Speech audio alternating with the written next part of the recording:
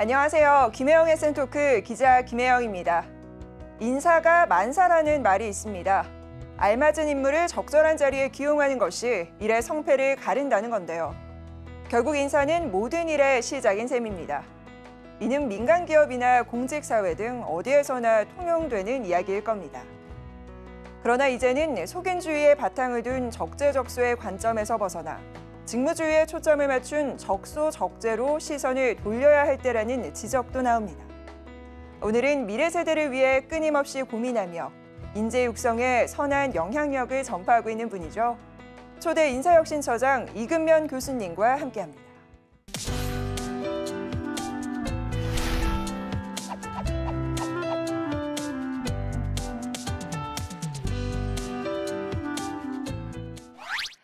네, 인사 전문가이자 공직사회의 민간 인사 DNA를 전파한 분이죠. 오늘은 초대 인사혁신처를 진두지휘한 이근면 전 처장님과 함께합니다. 어서 오십시오. 반갑습니다. 네, 반갑습니다. 안녕하십니까? 네, 오늘 귀한 시간 내주셔서 너무 감사드리고요. 예, 초대해 주셔서 감사합니다. 네, 시청자분들에게 인사 먼저 좀 전해주시겠어요? 예, 저 이근면입니다. 네, 반갑습니다. 사실 이제 지금은 또 교수님으로도 네, 활동을 하고 계시는데 인사나 혁신하면 떠오르는 분입니다. 지금부터 이제 교수님의 발자취를 저희가 좀 따라가 볼까 하는데요. 이 시작은 삼성전자였습니다.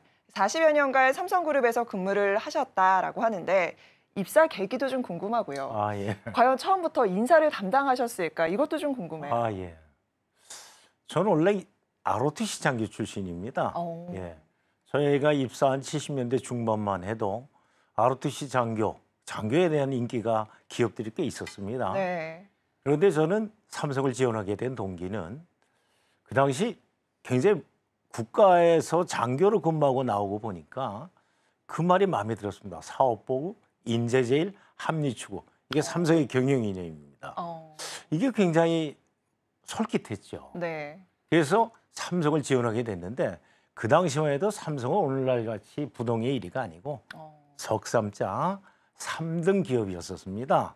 누구에게나 공정한 기회가 준다는 의미가 있었습니다. 네. 공채제도를 처음부터 오래전부터 갖고 있었기 때문에. 그래서 삼성을 지원하게 됐죠. 네. 저는 사실은 또 공대생이죠. 제가 오늘날 인사를 하는 걸 보면 법대나 상대 나오신 분인가 이런 말씀들을 합니다. 맞아요. 말씀도 물론. 워낙 잘하시니까요. 아닙니다. 그 외에 이제 뭐 석사 과정이나 뭐 학교에서 강의할 때도 뭐 경영학을 하고 인사를 했습니다만 네. 원래는 공대생입니다. 어떤 특정한 분야에서 제가 우리나라 세계 최초의 기술자이기도 합니다. 예.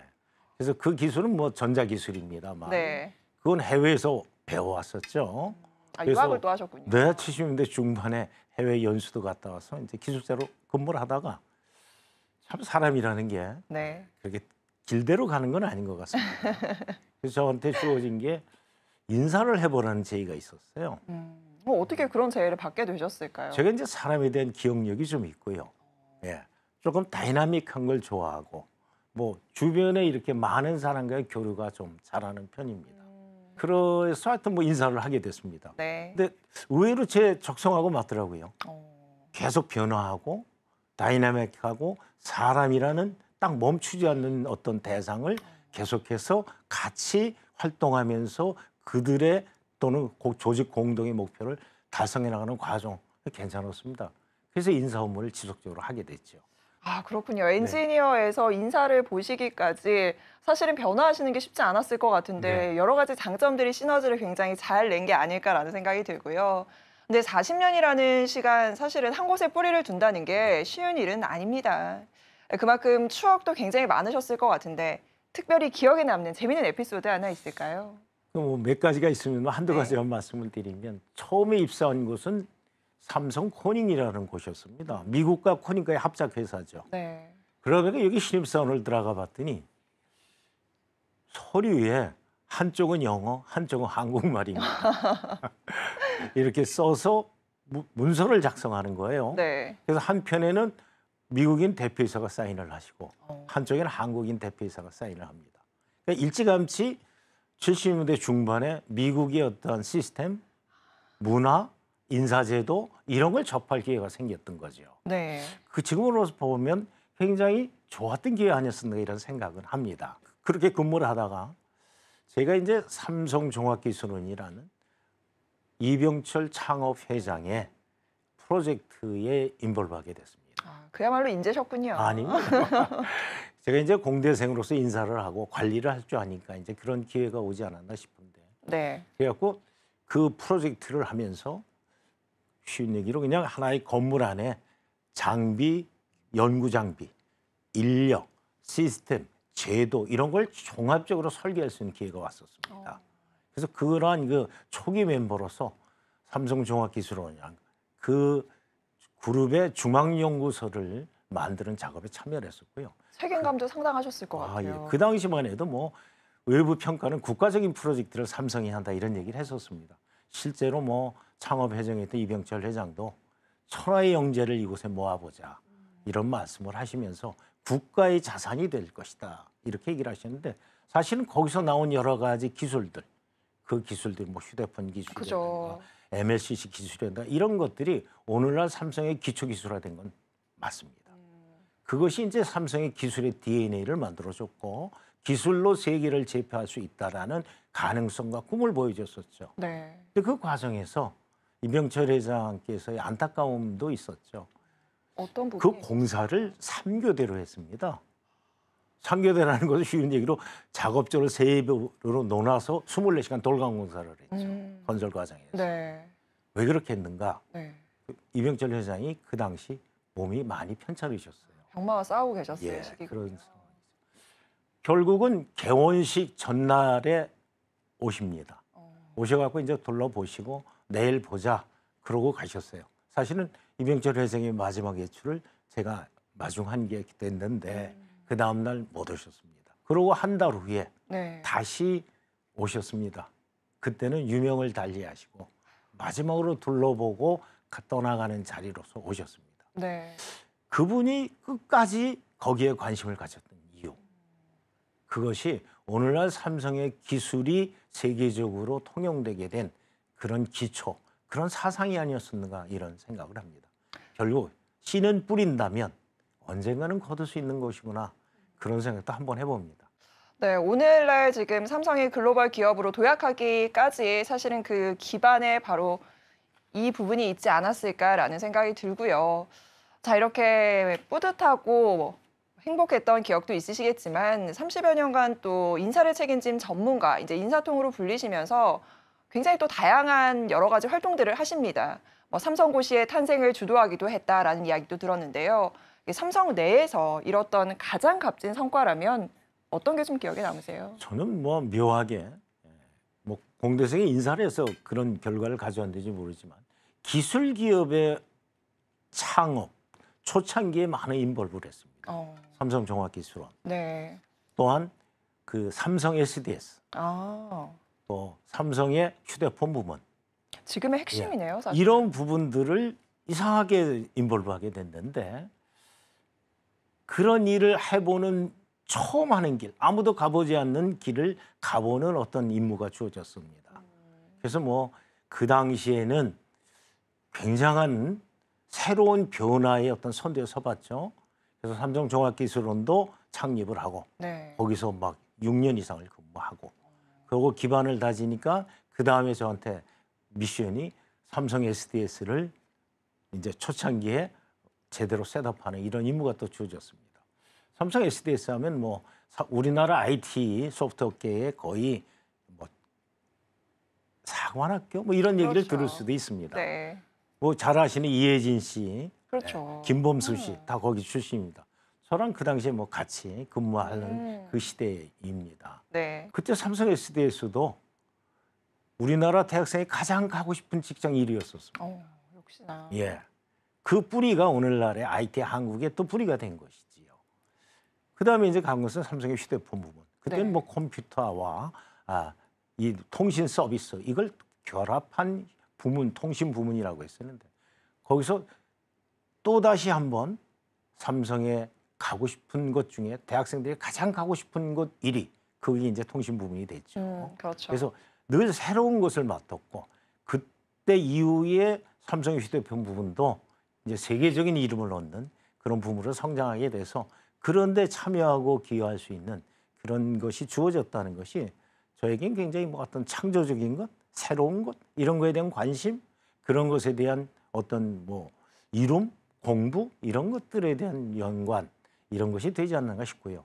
그 과정이 처음 하는 것이라 진짜 힘들었습니다. 배울 데가 없지 않습니까? 네. 하긴 뭐 우리나라도 누구에게 배워서 성장한 게 아니고 제3의 길을 왔죠.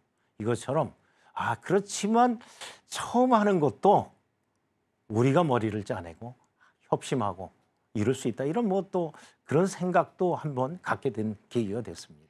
사실 지금은 누군가의 멘토로 자리를 하고 계시지만 교수님도 사실은 지난 시간 나만의 아마 멘토가 있었을 겁니다. 뭐 40년이라는 긴 시간을 삼성에서 근무하시면서 어떤 멘토에게 어떤 교훈을 좀 얻었을까도 궁금해요. 저는 뭐 기억나는 멘토는 신입사원 때 과장님입니다. 음, 진짜 그 과장님은 독특하셨어요. 왜요? 학력이 뭐 그 당시 평균적으로 그렇게 높지 않으신 분이었었는데 네. 공고를 졸업하셨는데 음, 서류를 작성해 가면 네. 한 번에 패스되는 적이 없어요. 예를 들자면 이런 겁니다. 커피에 대해서 뭘 작성했다 그러면 네. 제가 이제 딱 현황을 만들어 가면 이 커피는 어디 커피야? 라고 물으셔요. 예, 그거 커피 브라질 아닙니까? 다시 갖고 와서 그런 커피가 브라질 커피, 베트남 커피, 네. 아프리카 커피 이런 걸 쭉 만들어 가면 그다음에 질문 이거 얼마야 하십니다. 굉장히 디테일하셨군요. 예, 그걸 또 만들어서 준비해 갖고 가면 또 받고. 예, 이 준비를 철저히 하는 어떤 훈련을 신입사원 때 겪었습니다. 쉽게 얘기해서 경우의 수에 대한 훈련이 됐죠. 그것이 일하는 어떤 철저성에 기반을 댄 신입사원 때 가장 큰 멘토였었고 그다음에 나의 멘토는요. 네. 처음에 그 외국 회사랑 근무해서 그런지 진짜 세계 무대에 우리는 왜 못 가나였었습니다. 그런 열망이 또 예, 있으셨군요. 저기 엔지니어 때 저를 담당하는 미국인 그 슈퍼바이저가 있었는데 은퇴한 기술자입니다. 네. 그분한테 제공하는 하루의 일당이 우리 50명분 인건비였었습니다. 참 아까웠죠. 부러웠죠. 네. 억울했죠. 어, 우리는 언제 저런 나라가 될 수 있는가. 그런 생각을 그 당시 했었습니다. 그 꿈은 뭐 한 20년이 지나서 인도에 진출하면서 다소 그런 어떤 대우와 혜택을 보긴 했습니다만 네. 국가, 국가, 기술, 산업, 기업의 세계 속에서 어떤 포지션이냐가 굉장한 것이라고 저는 봤습니다. 뭐 신입 때 신입 사원 시절에 미국인 대표선은 그 회사의 부장급이었었습니다. 그래서 저희는 사장님이 하시고요. 네. 그것이 국제 무대에서의 우리의 위치구나. 그러나 이제 지금 삼성 그런 대접을 받지 않죠. 그렇죠. 우리나라도 그런 대접을 받지 않습니다. 되게 빠른 시간 안에 성장했죠. 예, 모든 사람의 노력이죠. 모든 국민의 합심된 힘이죠. 그런 생각을 합니다. 네, 보면 저희가 멘토 이야기를 조금 나누고 있는데 이런 생각이 좀 듭니다. 요즘 취업하기가 참 쉽지 않다. 이 청년층의 취업난이 심화가 되고 있는 상황인데요. 이거 제 생각입니다만은 사실 우리나라의 일자리가 막 없다, 일자리가 없다라고 이야기하는데 좋은 일자리가 사실은 없는 것 같아요. 일자리가 없는 건 아니고요. 그렇습니다. 근데 이렇게 일자리 미스매칭이라거나 취업난이 계속해서 심화되면서 취업을 준비하는 우리 친구들은 굉장히 혹독하고 힘든 시간을 보내고 있거든요. 그러니까 인생의 선배로서 보셨을 때 이런 취준생 분들에게 어떤 메시지를 좀 전해주실 수 있을까요? 이 취업에 관련된 문제는 뭐 제가 뭐 사회적 활동에 굉장히 이런 많이 한 부분도 있습니다만 좋은 일자리는 네. 실제적으로 10% 미만입니다. 일자리에. 양극화가 너무 예. 심해요. 그나마 일자리도 지금 어떻게 되고 있습니까? 세계 경쟁에서 밀리면 일자리 없습니다. 네. 우리의 일자리는 지금 어디로 가고 있습니까? 해외로 다 나가고 해외로 있죠. 가고 있습니다. 왜 해외로 가고 있는 걸 생각해 봐야 됩니다. 국내에 기업이 일하기 좋다면 그 일자리는 어디에 남겠습니까? 국내에 남겠죠. 국내에 있습니다. 해외가 일자리, 기업하기 좋은 환경을 만들어주고 있다는 거죠. 우리는 여기에 좀 소홀한 것이 아닌가 하는 거죠. 이것이 이제 청년들이 책임질 수 없는 이런 국가적인 운영의 문제이지요. 기업하기 좋은 환경인가 생각해 봐야 됩니다. 왜 기업하기 좋은 환경을 못 만들어주고 있는가? 기업들이 세계 경쟁을 할 수 있는 환경을 구축해 준다면 우리 일자리 여기 많아질 겁니다. 특별한 기술은 무엇입니까? 지금 예를 들면 반도체만 하더라도 네. 국내 일자리가 생겨야 될 거 아니겠습니까? 그렇죠. 그런데 지금 어디에 생기고 있습니까? 해외로 다 나가고 해외로 있어요. 가고 걱정이에요. 그럼 국가는 이걸 국내에 잡아들이기 위한 어떤 정책을 사용합니까? 지원이 아니라 우린 환경을 바꿔줘야 되는 거예요. 맞아요. 우리나라 규제가 너무 많아요. 일자리를 그렇게 만들어줘야 되는데 이 문제는 국민 모두의 우리 아이들에 대한 문제고요. 관심을 가져야 되죠.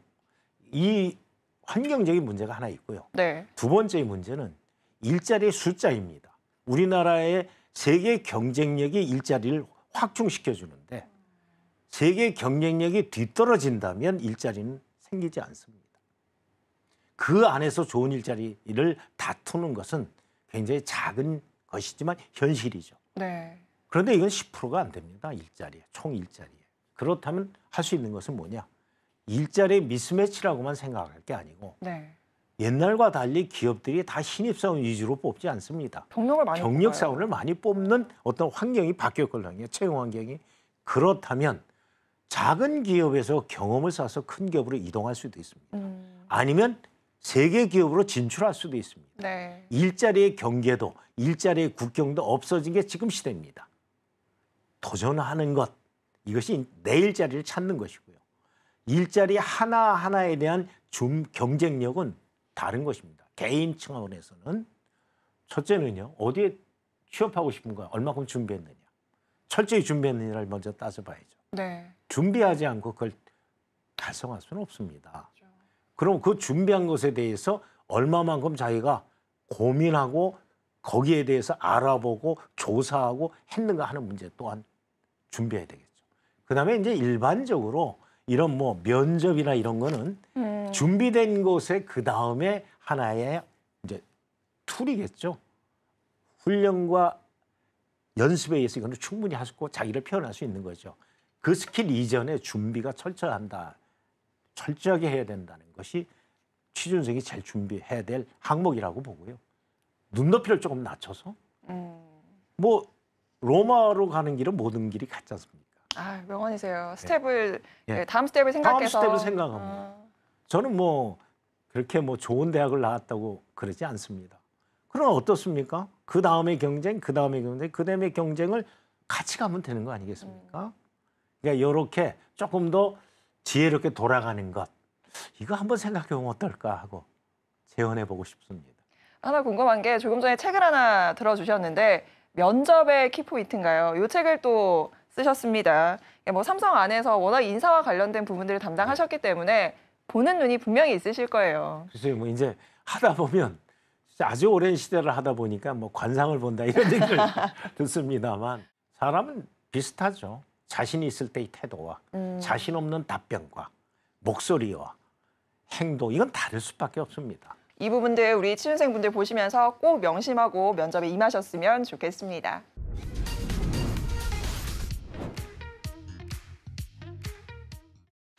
초대 인사혁신 처장을 역임하셨습니다. 뭐 민간 기업에서의 경험을 바탕으로 어떤 새로운 시각에서의 공직 인사 혁신을 이끌을 적임자로 발탁이 딱 되신 건데 사실 당시에 어떤 느낌이 드셨을까 좀 궁금하더라고요. 민간과 공직 상식이 굉장히 다르잖아요. 저는 이제 민간 기업에서 뭐 대표이사까지 하고 저는 이런 생각을 했습니다. 저는 사실 제 세대가 그럴 수 있습니다만 사회나 국가로부터 많은 혜택을 받고 성장하는 세대입니다. 뭐 자라날 땐 배고픈 세대라고 얘기하지만 그래서 그런 생각을 했습니다. 이렇게 사회가 키워준 그것에 대해서 남겨놓는다는 생각을 했습니다. 제가 알고 있는 경험과 지식을 국가를 위해서, 국민을 위하여, 사회를 위하여 봉사할 수 있는 기회가 주어진 것을 전 감사하게 생각했습니다. 그래서 흔쾌히 네. 하겠다고 했습니다. 흔쾌히 하겠다고 하고 나는 봉사하는 자리로 사회에 갚는 자리로 이 임무를 수행하겠다고 생각을 했죠. 네. 처음에 들어갔을 때는 그 당시 이제 공직 개혁이 문제였었습니다. 네. 세월호 사태 이후에 국가의 인사혁신처라는 걸 만들고 공직과 공개혁을 하자 네. 이런 분위기였습니다. 인사와 공개혁을 한다. 그런데 이제 조직과 인사를 개혁한다고 했었는데 아쉬운 게 들어가 보니까 조직은 처음 발표와 달리 저한테 주어지지 않았고 인사개혁만 저한테 네. 주어져서 그거를 이제 수행을 했죠. 그래서 인사개혁을 딱 시작하는데 3개년 계획을 세웠습니다. 네. 딱 100일 만에 3개년 계획을 세우고 네. 그것의 근간은 지금까지도 면면이 유지되고 있죠. 그래서 그 당시 들어가서 상당한 법률을 바꾸고 상당한 규정을 바꾸면서 하나의 변화를 일으키는 단초가 되었고 그것이 이제 인사혁신이라는 건 민간적인 경쟁력을 좀 심어야 되겠다. 인사가 너무 더 진화돼야 되겠다. 이러한 쪽으로 인사혁신을 시작했던 겁니다. 네, 사실 이렇게 유쾌하게 얘기해 주시지만 뭐 쉽지만은 않은 결정이셨을 거고 거기 가서도 굉장히 많은 장애물들을 마주하셨을 거예요. 근데 이 가운데 인사혁신처를 나는 이렇게 좀 대대적으로 개편하겠다라는 어떤 부분에 방점을 찍고 좀 운영의 물을 살리셨을까요? 사실 80년대의 그 인사 네. 이거는 정부가 민간 기업을 가리켰습니다. 비슷했습니다. 정부가 훨씬 효율성이고 앞섰죠. 지금은 아니잖아요. 지금은 아니라고 금방 얘기하시지 네. 않습니까? 그 이유는 이런 겁니다. 정부는 인사 기능을 성장, 발전, 진화시켰는가 하는 부분이죠. 민간 기업은 세계 무대로 나가다 보니 글로벌 스탠다드가 어떻게 돼 있습니까? 인사 부문 사장이 있는 거 이거 뭐 당연한 겁니다. 지금 뭐 우리나라의 아주 모모한 세계적인 기업들 다 인사 담당 사장 존재하지 않습니까? 정부는 어떻게 됐습니까? 각 부처에 도태됐죠. 아직도 인사과장, 뭐 그걸 운영과장이라고 표현합니다만 80년대 운영과장이 지금도 운영과장입니다. 그러니까 이 조직을 성장 안 시킨 거죠. 여기에 근본적인 DNA 차이가 있습니다. 민간 기업은 네. 진화했죠. 쉽게 얘기해서 인재 경영 수준으로 넘어갔고 네. 정부의 인사는 진화가 느린 겁니다. 정부는 망하지 않습니다. 네. 민간 기업이었었으면 그 인사 기능이 어떻게 됐을까요? 안타까운 건 공무원의 재능, 탤런트, 자질 이거 민간 기업보다 평균적으로 좋습니다. 아유, 그럼요. 예. 정말로 인재분들 모아 우리나라의 최고급 인재의 보고이기도 합니다. 110만입니다. 이들의 경쟁력, 이들의 생산성은 국가 경쟁력이 돼야 되겠죠. 네. 그럼 우리나라 정부는 세계 정부와 겨뤄서 어느 정도의 성과를 낼 수 있는 정부인가? 여 밑바탕에는 인사의 문제입니다. 네. 기업은 인사로, 사람으로, 인재 경영으로 바꿔갔고 정부는 국가 인재 경영을 하지 못한 거지요. 왜? 왜 그랬을까요? 사공이 많다 보니까 배가 산으로 가는 거 아니었나 싶기도 뭐 해요. 그런 것도 있고요. 인사권을 어떻게들 활용했습니까? 정치적인 이런 평양성이나 그런 부분에 있어서의 방점이 좀 인사의 많이 문제는 공무원 인사의 문제는 정치가 아니라고 저는 얘기합니다. 아니어야만 합니다. 예, 국민을 위한 인사여야 되고 국민의 내일을 위한 인사여야 되고 국가의 내일을 위한 인사여야 되는데 네. 그런가요? 반문이 들죠. 보시는 분들도 이건 그럴 뭐 거예요. 국민 여러분이 판단할 문제입니다만 모든 정부가 왜 낙하산 인사를 하는가? 이 문제를 국민들이 깨우쳐 주지 않는다면 우리는 우리 아이들의 나라에서도 같은 걸 보지 않겠습니까? 자, 저희가 지금 이제 초대 인사혁신처장으로 활동하신 부분들 이야기 하나하나 나누고 있는데요. 그러니까 어떤 조직, 공무원 조직, 사실 획일화되고 다소 경직된 그 조직 문화를 좀 바꾸기 위해서 어떤 주요 개혁 과제들을 좀 세우셨을까 궁금해요. 뭐 3개년 계획 세우셨다라고 하셨었는데 네. 실질적으로 실행되신 것도 있고 뭐 다소 아쉬운 부분도 있으실 것 같은데요. 뭐 거의 그 기조는 그대로 심지어 다음 정부도 그 다음 정부도 이걸 그냥 받아서 가고 있습니다. 가장 큰 부분이 어떤가요? 골격은 그냥 흔들어 계속 가고 있는데요. 공무원의 그 제도 중에서 네. 심지어는 이런 아주 제도 있습니다. 구급 공무원이 10년 만에 5급되게 하는 속진 제도죠. 뭐 그 당시 만들어놓은 제도는 뭐 주 4일 제도 있습니다. 센세이션한데요. 예, 사실 지금은 이미 그때 10년 전에 만들어놨습니다. 그다음에 민간 기업과의 교류. 이건 세계적으로 다른 나라는 굉장히 빈번합니다. 네. 예. 우리나라는 폐쇄 사회인 거죠. 근데 유수한 기업들이 폐쇄일 저기 있을까요? 아니죠. 다양성을 추구했을까요? 그럼요. 협력을 다양성은 해야죠. 세계적인 추세입니다. 기업이나 정부가 다양성을 추구하면 경쟁력이 늡니다. 낮은 투입에 높은 성과를 거둘 수 있습니다.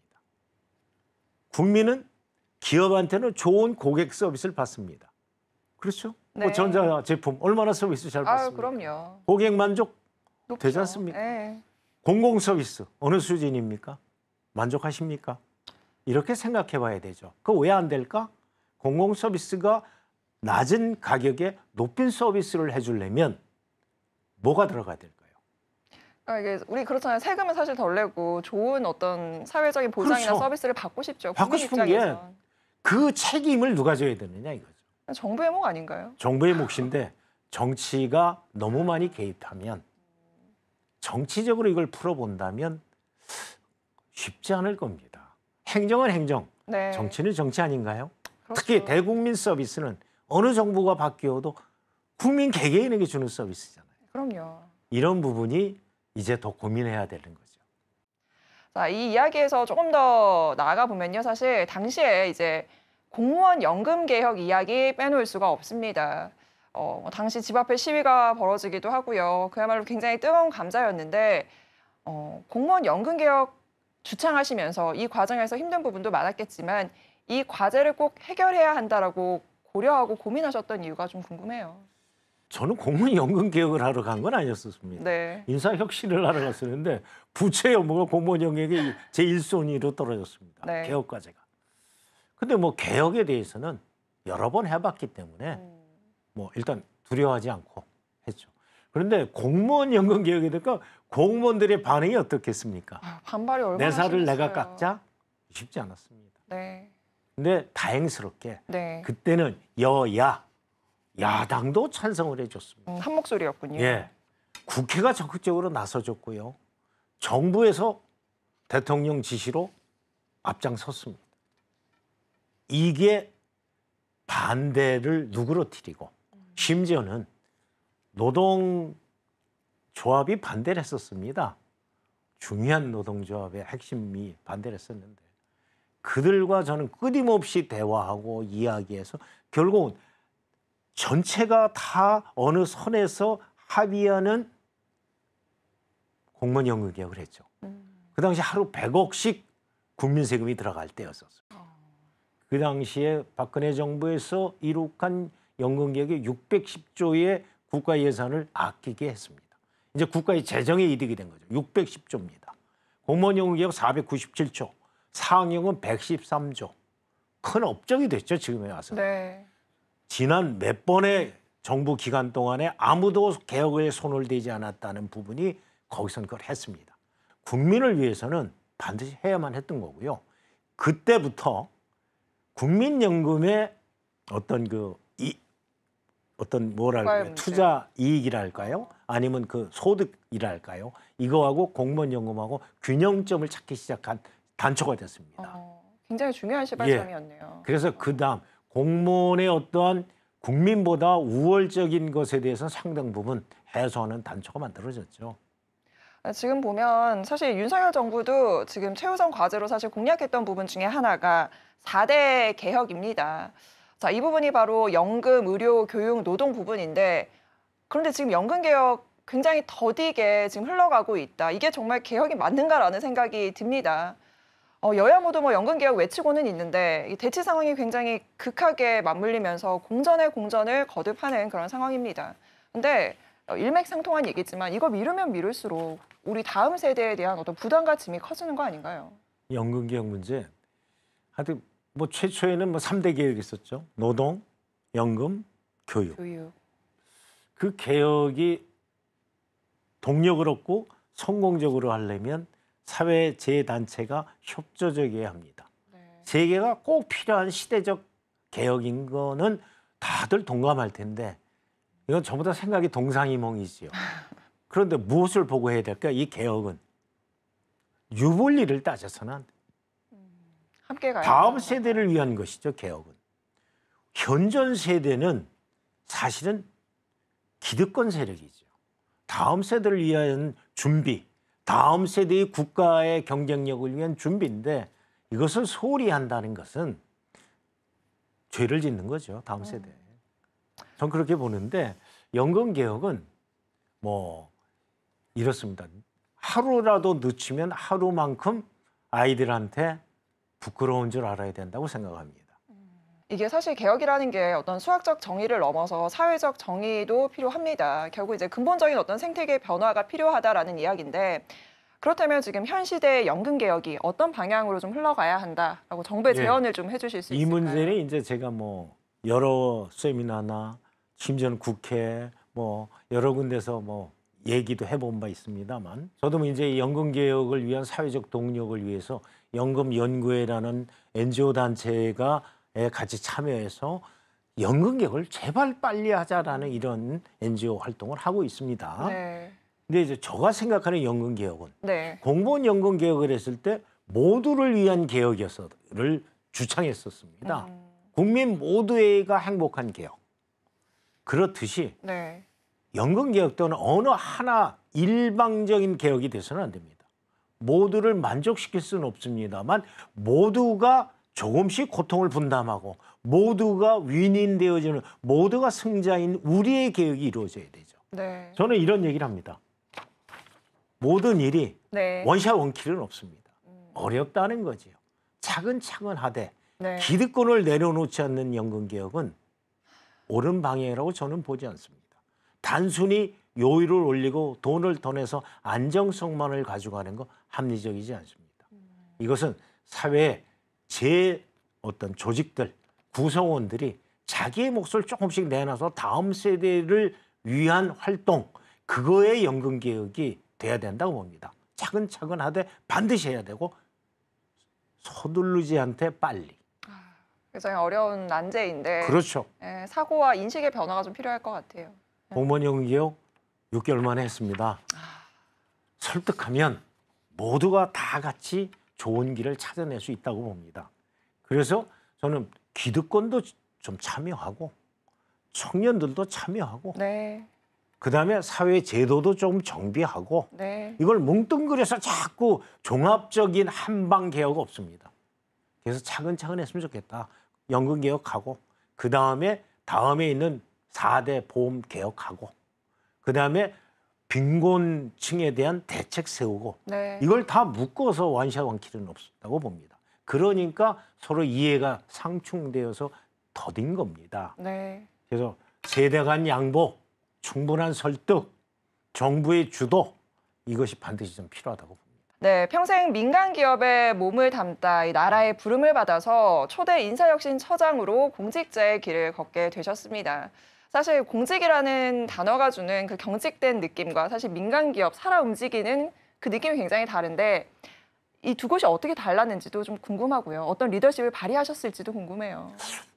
근본적으로 다르죠. 이제 공공서비스. 공공서비스는 효율만 봐서는 안 되죠. 네. 예. 필요성이 있는 것은 해야 되는 겁니다. 효율이 떨어져도 꼭 필요한 것. 예를 들어 복지 같은 거죠. 네. 이건 해야 되는 거거든요. 공공 영역은 좀 다릅니다. 민간 영역은 생존이 불가능하죠. 경쟁에 탈락된. 네. 이거는 이제 우리끼리도 아니고요. 세계적이고 국제적이고 초경쟁 시대로 들어간 거죠. 또 기술의 트렌드의 발전은 너무 빨라가지고 네. 준비하지 않는 자는 그러니까 뭐 위너 테이크 올이라는 시대가 가 있지 않습니까? 네. 이런 문제가 있기 때문에 기업들은 진화했습니다. 인재의 중요성, 사람이 해낼 수 있는 가능성 여기에 투자를 했죠. 그게 오늘날 성공한 것이고요. 그 한국이 자원이 있습니까? 대한민국? 인적 자원이 중요하죠. 결국 다음 세대도 인적 자원일 거고 우리의 후손들도 인적 자원일 겁니다. 그걸 어떻게 만드느냐 하는 부분이죠. 기업은 여기에 투자했습니다. 예를 들어 뭐 제가 몸담았던 것은 교육훈련 투자비가 민간 기업 최고였습니다. 세계에서. 거기는 뭐 다 공무원보다는 사실 우수하다고 보기 어려운 부분도 있습니다. 뭐 공무원 A 하면 뭐 B 플러스 좀 된다고 치죠. 근데 이분들이 교육훈련을 통해서 A 플러스가 되는 거예요. 성장해 나가는 예. 거죠. 세계적인 경쟁을 거쳐서 이렇게 커갔습니다. 세계와 경쟁하면서. 그럼 정부나 이 예. 공직 사회는 어떻게 정부의 되는 건가요? 공직 사회는 그게 아니죠. 거기에 그냥 멈췄던 겁니다. 인사, 인재 여기에 대한 시각이 정부가 종합적으로 부족하다고 저는 봅니다. 임명직 공직에 대해서 어떻게 인사를 합니까? 문제가 많습니다, 지금. 사실. 예, 그런 문제가 왜 터졌는가? 정부의 그런 부분에 전문가는 양성하고 길러졌습니까? 답변이 바로 나오지가 않네요. 예, 안타깝습니다. 이런 부분이죠.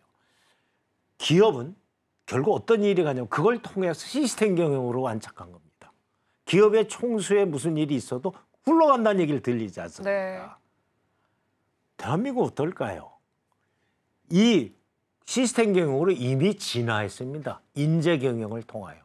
아직 정부는 인재 경영이라보다 개인기에 수반하죠. 네. 추진력이 좋으신 분이 계시면 빨리 가고 추진력이 떨어지면 못 가고 네. 아니란 분이 있으면 그대로 있고 쉽게 해서 리더의 스타일에 의해서 각 부처의 활동이 결정됐다는 거죠. 개인 차이가 너무 크다. 네. 그런데 이유가 왜 뭐냐? 공직은 그냥 순환 보직이라고 그러죠. 네. 전문가가 아니고 아무나 할 수 있다는 이런 생각을 하고 있어요. 그러니까 내가 있는 기간에 문제 안 생기면 돼. 이런 마인드가 커질 수밖에 없는 배경 그러면 환경이에요. 그 환경은 안일무사로 가죠. 네. 잘하는 사람이 해야 되는 겁니다. 이 문제를 세계는 전문화의 시대로 갔어요. 우리는 전문화의 공직인가? 공직의 전문화는 도입됐는가?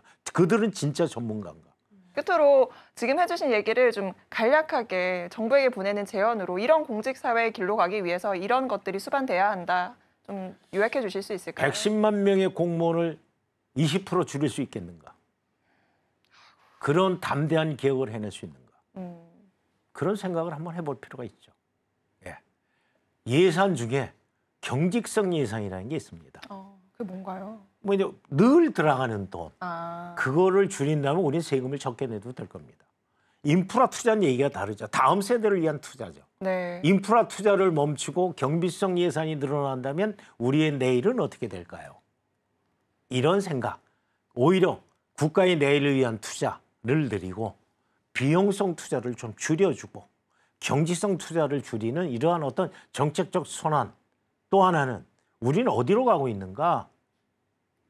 우리를 어디로 대한민국을 가져갈 수 있겠는가? 그레이트 아메리칸가 그레이트 코리안가? 이런 생각을 한번 해주는 지도자들이 많이 나타나셨으면 좋겠습니다. 네. 뭐 사실 이미 우리가 알고 있지만 외면하고 있는 부분에 대한 화두를 좀 던져주셨습니다.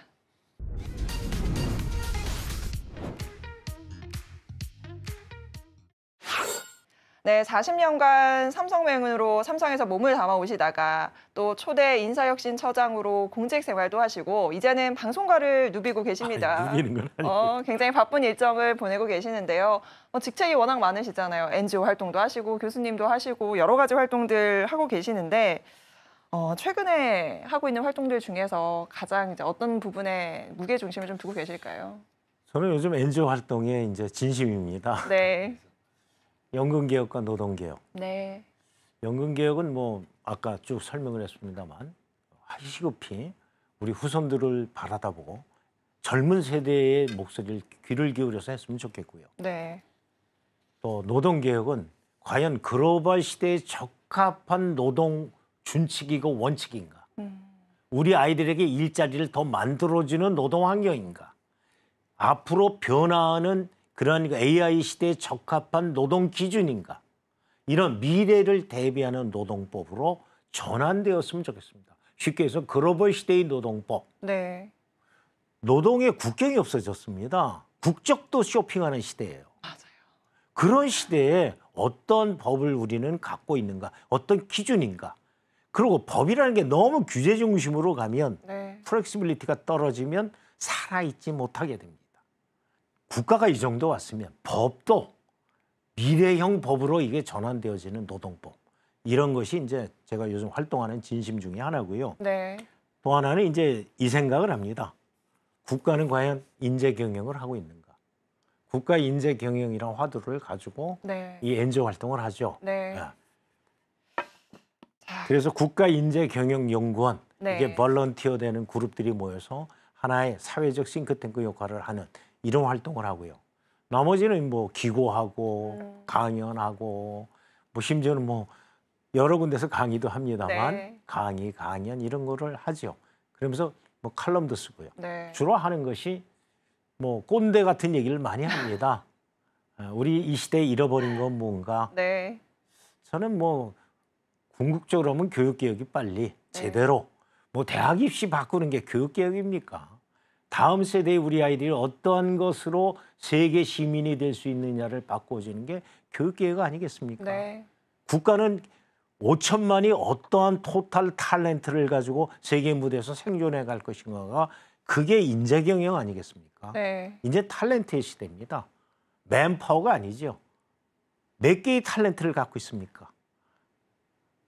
뭐 이웃 나라가 15억이라면 우리는 30명의 탤런트를 갖고 있으면 15억을 대적할 수 있는 거 아니겠습니까? 1인당 10명, 20명, 30명의 탤런트를 가질 수 있게 해주는 것. 재능을 갖게 하는 것. 네. 이게 교육이 방향이 바뀌어야 되는 거 아니겠습니까? 뭐 이런 이야기, 이런 것들을 꼰대스럽게 하고요. 도덕과 가치에 관심이 많습니다. 보면 이렇게 후손을 위해서 지금 우리가 무엇을 해야 하는가 이 화두에 대해서 끊임없이 고민하고 애정을 쏟고 계시는 것 같은데요. 맞습니다. 지금 대한민국 급변하는 세계 경제 속에서 어떻게 보면 위태위태해 보인다라고 우려하시는 분들도 상당히 많습니다. 사실 이 가운데 퇴임 후에 좀 편하게 지내셔도 될 텐데 이렇게 다양한 활동들을 하시면서 어떻게 보면 좀 미래 세대를 위해서 좋은 세상 만드는 데 앞장서고 계시는 모습이잖아요. 이런 활동들이 앞장서는 건 아니고 미력하나마. 미력한 힘들이 모여서 어떤 큰 결실을 맺게 되는 건데 이런 활동들이 좀 한국 사회에 선한 영향력을 줄 거다라는 굳건한 믿음이 있으신 거죠. 제가 말하는 건 그냥 작은 하나의 미동을 일으키겠죠. 미동이 결국은 파동을 일으키고 파동이 진동을 일으키게 돼요. 네. 그 진동이 언젠가는 메아리로 돌아올 거 아니겠는가.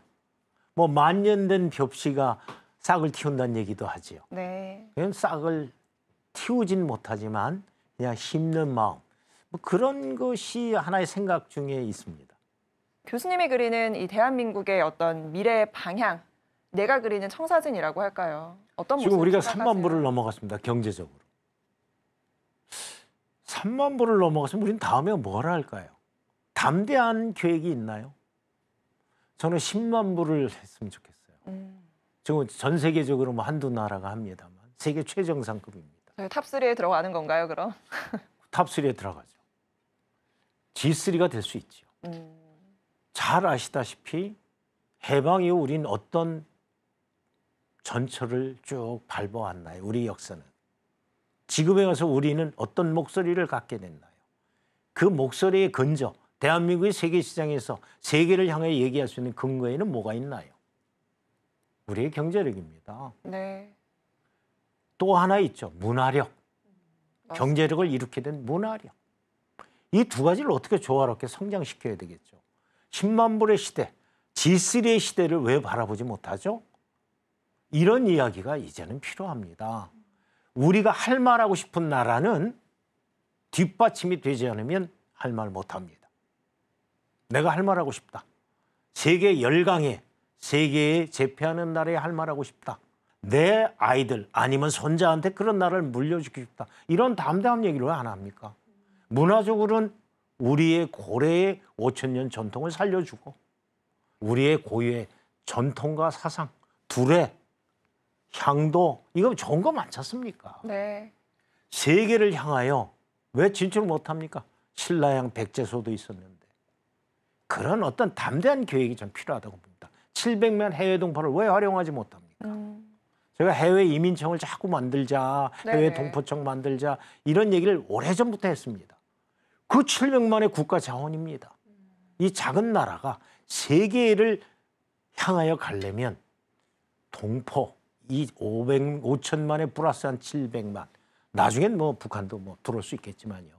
이러한 어떤 담대한 계획을 세우는 사람이 있었으면 좋겠고요. 우리 국민 전체를 한 방향으로 끌어주는 잔잔한 갈등의 골에서 벗어나서 잔잔한 차이를 극복하고 통합적인 어떤 그러한 미래의 나라로 만들어가는 그런 지도자들이 나오기를 진짜 기대합니다. 네, 지금 저희 대한민국에 놓여져 있는 시급한 현안들을 잘 해결해 나가는 것도 중요하겠지만 교수님이 말씀해 주신 대로 보다 담대한 세상으로 나가는 그런 발걸음이 필요한 시점이 아닌가 싶고요. 아마 오늘 이 방송을 우리 MZ 혹은 젠지 이런 젊은 세대들이 본다면 정말 사이다 발언 많이 하셨다, 통쾌하다라는 생각하실 것 같은데 끝으로 우리 젊은 세대에게 전하고 싶은 메시지가 있다면 한 말씀 전해주시죠. 저는 이러고 싶습니다. 뭔가요? 원화로 쇼핑하고 싶다? 나는 파리에서 원화로 쇼핑하고 지금 올림픽 싶다. 열리고 있죠. 네. 거기에 우리 한국 사람들 많이 갔습니다. 선수단도 갔고. 거기서 한국 돈을 갖고 파리 생제르맹 거리에서 쇼핑을 하게 되면 얼마나 좋을까요?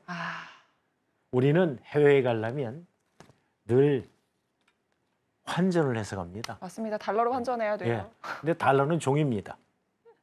종이의 가치, 국가의 가치입니다. 원화가 세계 시장에서 쇼핑할 수 있는 그 시대, 그 꿈을 꾸는 것이 여러분의 시대에 만들어갈 거고요. 여러분들은 우리가 해외여행이 자유롭듯이 여러분은 원화를 들고 세계를 누비는 시대, 그거 만들어 주셔야 됩니다.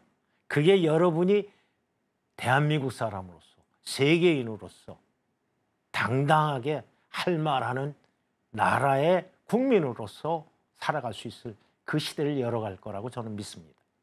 네, 그 시대를 열어가는데 저도 미약하게나마 좀 열심히 활동을 하도록 하고요. 저희 센토크에서도 응원하도록 하겠습니다. 자, 오늘 교수님과는 여기서 인사 나누겠습니다. 오늘 말씀 고맙습니다. 너무 세게 얘기해 주신 것 같습니다. 아닙니다. 감사합니다. 예, 감사합니다. 김혜영의 센토크. 네, 미래 세대를 위해 끊임없이 고민하고 선한 영향력을 선사하는 이들이 있기에 대한민국의 내일이 밝은 거겠죠? 저희 센토크가 준비한 소식은 여기까지입니다. 함께해 주신 여러분 고맙습니다.